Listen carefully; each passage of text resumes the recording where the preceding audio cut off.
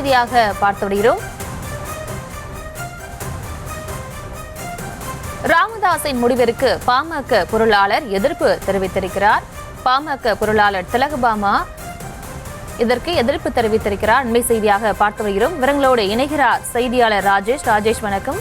ராமதாஸ் தற்போது ஒரு அறிவிப்பை வெளியிட்டிருக்கிறார். தானே தலைவராக இருப்பதாகவும் தெரிவித்திருக்கிறார். இதற்கு அந்த பொருளாளர் எதிர்ப்பு தெரிவித்திருக்கிறார். அது தொடர்பான விவரங்களை வழங்கலாம். வணக்கம். பாமகவில் தலைவர் பொறுப்பை நானே எடுத்துக்கொள்ள போகிறேன் என அந்த கட்சியின் நிறுவனர் ராமதாஸ் அறிவிப்பு வெளியிட்டிருக்கிறார். இதற்கு அந்த கட்சியினர் மத்தியிலே கடுமையான எதிர்ப்பு பதிவாகி வருகிறது. நாம் சோசியல் மீடியா சமூக வலைதளங்களில் அந்த கட்சியினர் இருக்கக்கூடிய அந்த பக்கங்களுக்கு சென்று பார்க்கும்போது பலரும் கடுமையான எதிர்ப்புகளை பதிவு செய்து வருகிறார்கள்.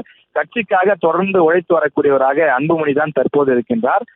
ராமதாஸ் அவர்களுடைய உழைப்பை நாங்கள் எந்த இடத்திலும் குறை சொல்லவில்லை. ஆனால் அடுத்த தலைவர் என்று அறிவித்து விட்ட பிறகு அவருக்கு வழிவிட்டு ஒதுங்கிவிட வேண்டும் என்று அவர்கள் கருத்து தெரிவித்து வருகிறார்கள். அந்த வகையில் அந்த கட்சியின் மிக மிக முக்கிய பொறுப்பில் ஒருவராக இருக்கக்கூடிய அக்கட்சியின் பொருளாளர் திலகபாமா ஒரு பதிவிட்டிருக்கிறார். அதில் பாமகவில் ஜனநாயகம் கொலை செய்யப்பட்டுள்ளது.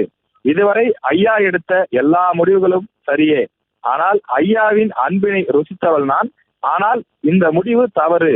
அன்புதானே எல்லாம் என்று அவர் பதிவிட்டிருக்கிறார். எனவே திலகபாமாவை பொறுத்தவரையிலே அவர் கட்சியினுடைய பொருளாளராக இருக்கிறார்.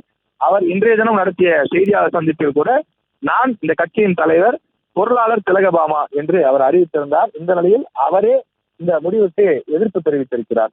அந்த கட்சியினுடைய பல நிர்வாகிகளிடம் பேசும்போது அவர் வயது முதிர்வின் காரணமாக இது போன்ற சில கருத்துக்களை தெரிவிக்கின்றார்.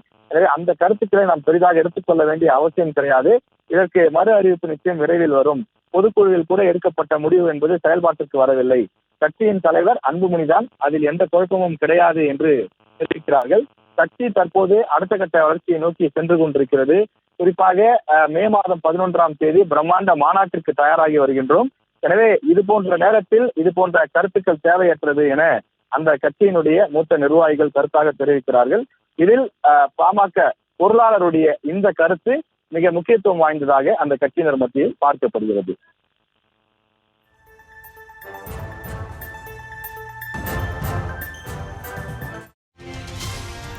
விவரங்களுக்கு நன்றி ராஜேஷ்.